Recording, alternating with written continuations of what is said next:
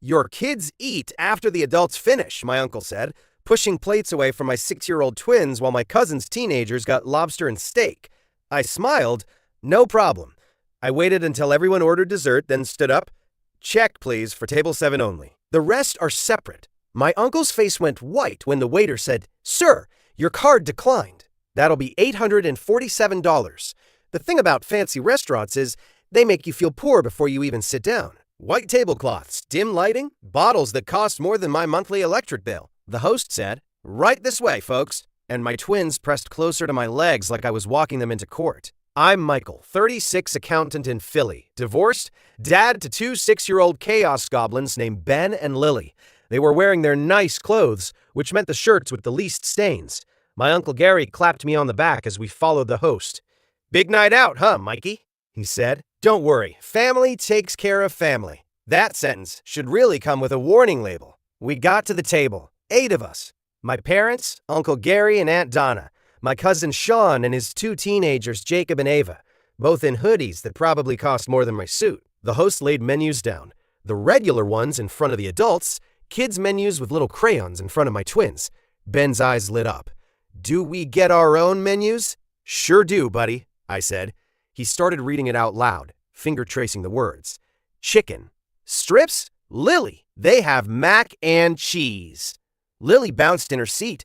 "Can I get extra cheese?" "Let's see what the server says," I told her. The waiter came over with his little tablet. "Can I get everyone started with drinks?"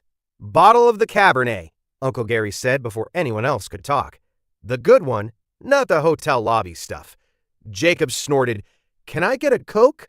"Make that a Coke." "And a Sprite," Ava added, scrolling her phone without looking up. The rest of us ordered water or soda. When it got to the twins, Lily whispered, "Apple juice?" like she was asking for a loan. "Apple juice is fine," I said. "2, please." The waiter nodded, handed the kids their crayons, and left. Lily leaned toward me. "Daddy, what's lobster?" "It's like fancy sea bug," I said. "Very expensive sea bug." She giggled. Ben immediately started drawing a lobster with mussels. When the drinks came, so did a giant bread basket. Ben reached for a roll, and that's when it started. Aunt Donna put a hand on the basket. "Wait until everyone's served, sweetheart." He froze. "Oh, okay." I watched him pull his hand back and fold it in his lap. 6 years old and already learning he's allowed to be hungry only on other people's schedule. The waiter came back for entrees. "I'll do the ribeye," Uncle Gary said. "Medium rare. Loaded baked potato, grilled asparagus, lobster tail and filet mignon combo," Sean said. "Make it a double tail." Jacob grinned. "I want the surf and turf too." Ava didn't even look up. "Lobster, no sides." "I'm not doing carbs before the party tonight." My mom ordered salmon. My dad asked what the cheapest thing on the menu was and picked that. Normal. Then the waiter looked at me. "I'll have the roast chicken, please," I said. "Mashed potatoes, no gravy." "And for the little ones?" the waiter asked, smiling at the twins. Ben inhaled. "Chicken strips, please." "Mac and cheese," Lily added. "And can I get extra cheese?" "Actually," he said to the waiter, voice smooth, "the kids will eat later, after the adults are done." The table went weirdly still. The waiter blinked. "I'm sorry?" Uncle Gary did that chuckle he does when he's about to say something awful and call it old school. "Kids eat after the adults finish," he repeated. "Teaches them patience and gratitude." He reached over and, with 2 fingers, slid the kids' menus away from my twins like he was clearing clutter off his desk. Ben's face fell. Lily's hand just stopped in the air, halfway between her crayons and the table edge. My mouth went dry. The waiter looked at me, clearly confused. "Sir?" I smiled. It felt like it didn't belong to me. "They're 6, I said. "They can order now." Uncle Gary's voice sharpened. "Michael, don't start. This is how we did it growing up. We're at a nice place. Let the adults enjoy their meal." "That's okay," Lily said quickly. She sat up straighter. "I'm not that hungry." She'd been asking about dinner since 4:30. Ben pushed his crayons into a neat little stack. "I can wait," he mumbled. My body did that thing where the anger shows up in physical bullet points. Buzzing in my ears, hands going cold, heart pounding like a bad drum solo. My brain started counting on autopilot. Plates, people, glasses. What this was going to cost. How much of it was about money versus power. Don't be dramatic, Aunt Donna added. It's one meal. The waiter stood there, trapped. So, kids' entrees now, or? He looked right back at me, daring me to make it a thing in public. I smiled again, smaller this time. It's fine, I told the waiter. Just the adult orders for now. Ben stared at his empty space on the tablecloth like a plate might appear if he behaved hard enough. Lily folded her napkin into a little triangle and unfolded it, over and over. Uncle Gary lifted his wine glass. Thank you, he said. See? When everyone respects the system, things run smooth. That was his favorite word, smooth. I took a sip of water because if I opened my mouth for anything else, it wasn't going to be smooth. Dinner came. Giant butter-glossed steaks. Lobster tails cut open like they'd been performing surgery in the back. Perfect little towers of asparagus. The twins watched everything land in front of everyone else. Their eyes tracked every plate except mine. Can I have a fry? Ben whispered when Jacob's plate arrived with a pile of truffle fries. Jacob shrugged and yanked his plate closer. Get your own food, dude. Don't beg, my mother hissed under her breath. We ate, or tried to. I cut my chicken into small bites and accidentally dropped half my sides onto the twins' bread plates when no one was looking. They pretended not to notice the smuggled carrots. See, this is nice, Uncle Gary said halfway through his steak. Family time. Once the kids learn their place, it's peaceful. I felt Lily flinch next to me like the words hit her skin. By the time dessert menus came, the twins were practically vibrating with hunger and sugar fumes. The waiter handed out dessert menus. Any room for something sweet? Chocolate lava cake. Ava said immediately. Tiramisu, Sean added. Creme brulee, Aunt Donna said. We'll share. Everyone started ordering like we hadn't just watched two kids sit through a 2-hour steak commercial with no food. The waiter turned to me. And for you? I pushed my chair back and stood up. My legs felt weirdly steady. Actually, I said, letting my napkin fall onto my chair. We're good. Lily's head snapped toward me. Ben froze mid-crayon. My uncle frowned. What are you doing? I smiled at the waiter. Could we get the check, please? For table 7 only. I pointed at me and my parents. The rest are separate. The whole table went quiet. The waiter glanced at the table number, then at me, then at the sea of expensive plates. Sure. I can itemize it. Thank you, I said. Take your time. Uncle Gary's face went red in patches. Michael, he hissed. We always split the bill. I brought you here. I picked up the last 2. Right, I said lightly. And I appreciate that. Tonight we'll make it clean. Sean tried to laugh it off. Come on, man, it's family. Don't nickel and dime us. I'm literally an accountant, I said. Nickel and diming is my whole job. A few minutes later, the waiter came back with a little black folder and 3 checks. He handed one to me, one to my parents, and one to Uncle Gary. Uncle Gary snatched his. This is ridiculous, he muttered, sliding his card in without looking. You don't treat family like strangers. The waiter took the cards. Normally, this is where you zone out. You check your phone, you argue with a 6-year-old about whether crayons are food. This time, I watched the waiter walk to the little payment terminal by the bar. I watched him swipe once, twice. I watched his face do that tiny, polite wince. He walked back, slower. Sir, he said quietly to my uncle, I'm sorry. Your card declined. Do you have another form of payment? This one's for $847. My uncle's face went white. I didn't yell, I didn't smirk. I put my hand on Lily's chair and said, Ben, Lil, grab your coats. I didn't grow up rich, but I grew up around a man who needed everyone to think he was. That's almost worse. Uncle Gary owns a small HVAC business in South Jersey, does decently, and tells people he runs multiple companies. He likes phrases like, I take care of my own, and money comes and goes. But respect is non-negotiable, usually right before he uses money to demand respect. I'm a senior accountant at a mid-sized firm in Philly. Numbers are my safe place. They don't care about ego. They either add up or they don't. After my ex-wife Jenna left when the twins were 4, my life became spreadsheets and snack bags and making sure the Netflix password worked. We moved into a 2-bedroom apartment over a nail salon. I budgeted us down to the cent. Daycare, rent, my student loans, the twins' allergy meds, all color-coded in my brain. I had a plan. My parents worried. That was their job. My mom, Michael, you need help. My dad, talk to your uncle. He's good with opportunities. Translation, he had money. The first favor was taxes. Figures. "You're a numbers guy," Uncle Gary said one Sunday, dropping a folder on my kitchen table. "Just tidy these up for me, yeah? Throw your magic accountant dust on them. We'll square up later." I flipped through. Multiple years of business returns, receipts stuffed in like someone had tried to murder a stapler. "Gary, this is like a full engagement," I said. "I charge clients." He waved a hand. "Clients, please. Family helps family. Besides, you're already doing it. No need to talk about money. That's tacky." I swallowed it. I did the work on my nights after the twins were asleep, eyes burning over depreciation schedules while Bluey played softly in the background. He thanked me with a gift card to a gas station. $50 for your trouble, he said. That was the pattern. He'd borrow my skills, my time, my energy, then talk about how generous he was for involving me at all. When the twins turned 5, he offered to host their birthday party properly.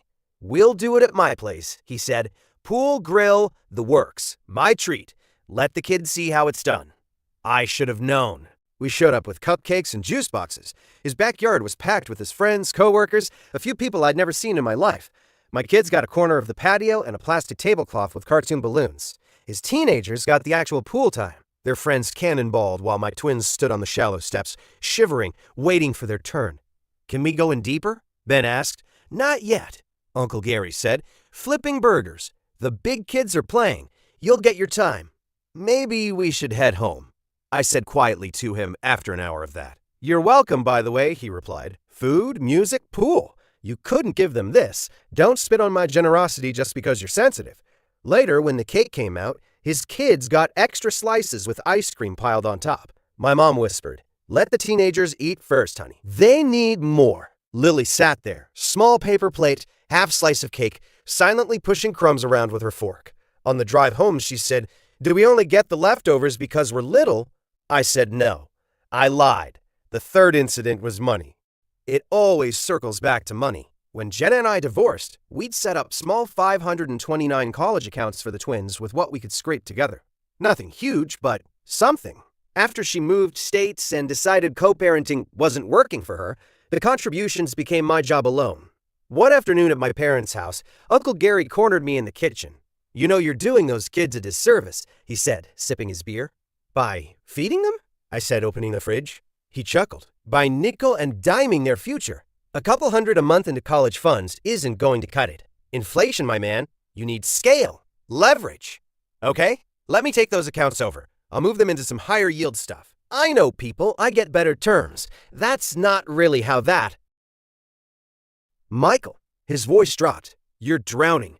I see your car. I know your rent. You're doing your best, but it's small. Let me put some real money behind those kids. Family helps family.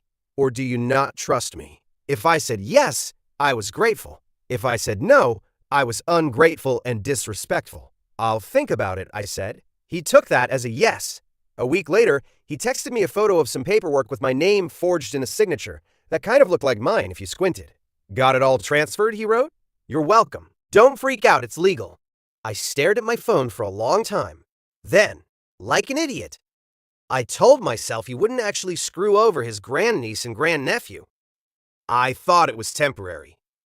I tell people now. Just until I could get my feet under me, it wasn't. After the restaurant, everything came into focus. We didn't make a scene. I paid my part of the check, tipped well, and told the twins we were getting drive-through milkshakes on the way home. My parents sputtered a little but shuffled along. In the parking lot, Uncle Gary waved his unpaid check at me like it was my fault his card was a decorative object. "You couldn't just split it like always?" he snapped. "You ordered lobster and double steaks for 4 people, I said. My kids ate smuggled mashed potatoes. "Watch your tone," he said. "You think I don't know you're struggling? I bring you to places like this to give your kids a taste of the good life, and you humiliate me?" Ben was holding my hand, eyes big, listening. Lily was hugging her jacket like our scene. "Bro, it was just one dinner. Uncle Gary, you don't bite the hand that feeds you. Remember who's been helping you all these years?" I looked at my phone, then at the twins curled up on the couch with their milkshakes, finally relaxed, and typed back, "Me. I can feed my own kids." Then I put the phone face down. Wave 2 came 3 days later and hurt where it really counted. I was at my desk at work reconciling a client's accounts when an email popped in from the investment firm that held the twins' college funds. Statement available. I clicked it, half distracted, expecting to see the usual modest balance. Instead, I saw numbers that made my stomach drop. Ben's account, $312.47. Lily's, $287.20. Last year, between the initial deposits and a small inheritance from my grandmother, each had just over $18,000. There were outbound transfers I didn't recognize. Same memo line every time. Reallocation to managed portfolio, G. Russo. I scrolled, heart pounding. 10 transactions over 6 months. Out of the kids' accounts, into some managed portfolio connected to my uncle's HVAC LLC. I grabbed my phone and snapped screenshots of everything, downloaded the PDFs, forwarded them to my personal email, receipts. Then I called the firm. "Hi, this is Michael Russo," I said.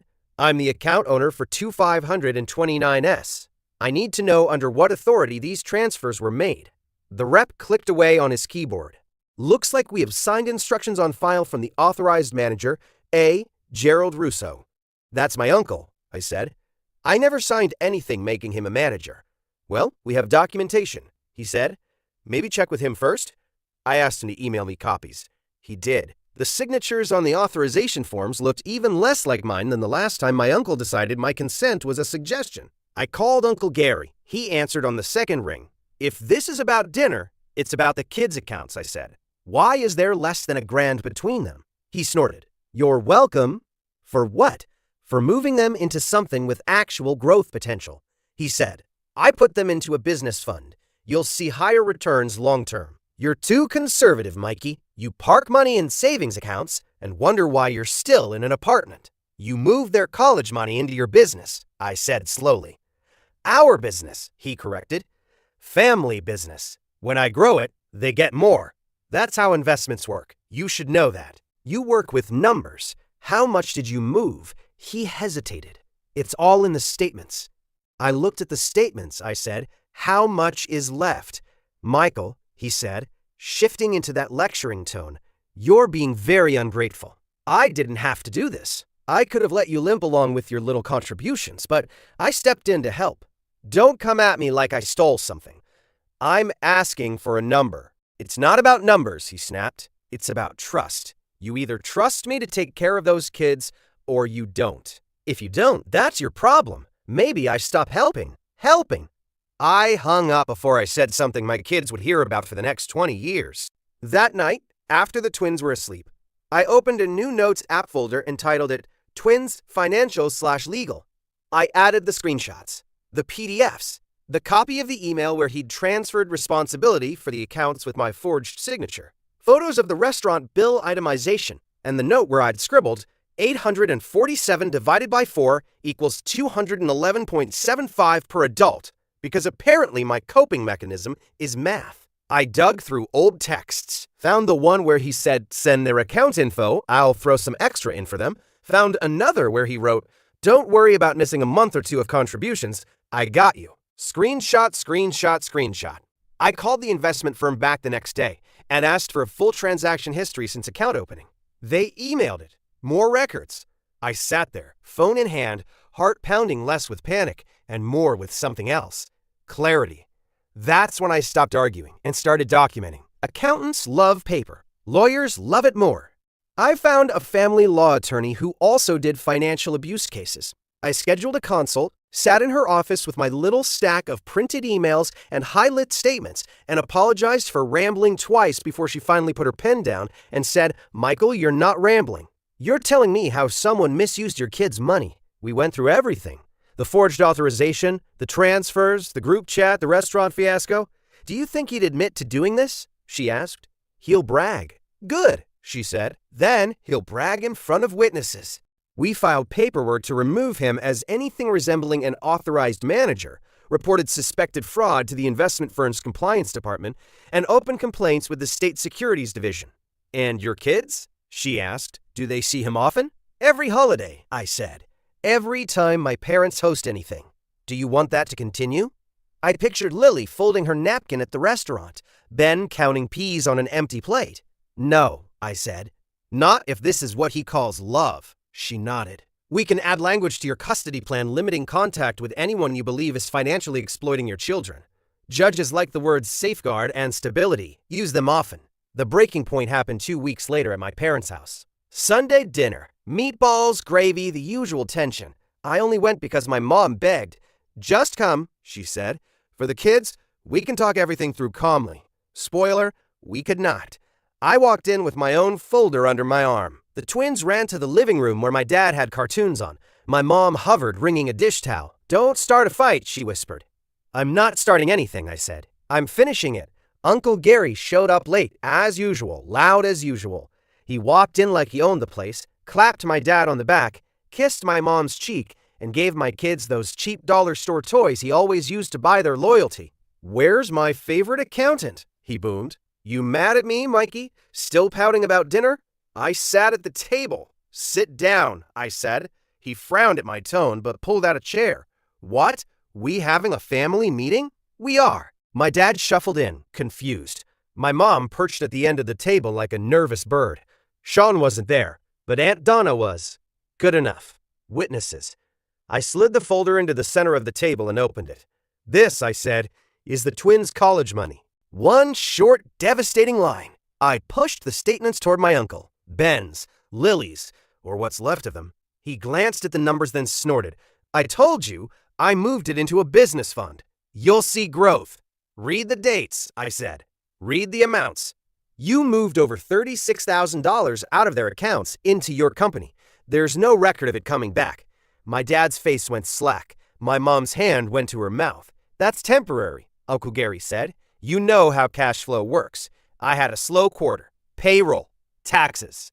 I'm carrying everyone. You want your niece and nephew to go without Christmas because I didn't make a transfer back fast enough. You forged my signature, I said. You told the investment firm you were authorized. You are not. You used my kids' names to prop up your business. His eyes flashed. Watch how you talk to me. My attorney's advice echoed in my head. Calm. Factual. No soapboxes. I've already opened a case with compliance, I said. And with the state. They have copies of everything. If you pay back every cent plus lost gains within 30 days, we keep this civil. If you don't, they push it further. Either way, you're done touching their money. He laughed, but it sounded off. You're threatening me? After everything I've done for you? You live in a dump, Michael. You can barely cover rent. Those kids would have nothing if it weren't for me. I stood up. Not fast, not dramatic. Just enough to feel my legs under me. They have me, I said. They don't need a man who only feeds them after he's full. Everyone makes sacrifices for family, my mother whispered, trying to smooth it over. Can't we work this out privately? This is me working it out, I said. I pulled out one more paper, the official one. This is the amendment to my custody order, I said, setting it down. It adds language limiting contact with anyone who's financially exploited them. It specifically names you Gary. It's already filed. There's a case number. I slid a copy toward my mom and dad. You can't keep me from my great-niece and nephew, he snapped. I can, I said, if I can show a judge that you use them as leverage, which I can. Screenshots, transfers, the works. I'm not punishing you. I'm protecting them. He slammed his palm on the table, making the folder jump. You're going to regret this. The twins appeared in the doorway, eyes huge. We're going home, I said to them, voice soft. Go get your shoes. They disappeared down the hall. I gathered the papers back into my folder slowly, on purpose, because this was the irreversible step and I wanted my body to remember it. You have 30 days to fix the accounts, I said to my uncle. After that, you can deal with regulators instead of me. Then I walked out with my kids. Behind me, my uncle's voice went high and angry. My mother started crying. My dad said my name like a question. None of it changed the fact that the door closed behind us and the lock clicked. Life after boundaries is quiet in a way I didn't know I needed. Less replaying fights in my head, more arguing with the twins about whether a hot dog is a sandwich.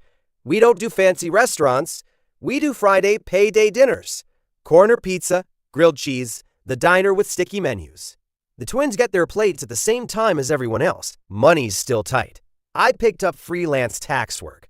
The state investigation froze my uncle out of the $529, and after some very direct letters from my lawyer, a cashier's check arrived. Full amount plus a little extra. I moved it to new accounts only I can touch. I told the twins, "This is so grown up you can say no to people who think your gratitude is for sale." They got it. My parents tried once more, sliding an envelope across a birthday table. From Gary, for the kids. I pushed it back. We're not taking money from someone who thinks feeding my kids is optional. I'm not cutting off family. I'm choosing which family my kids grow up believing in.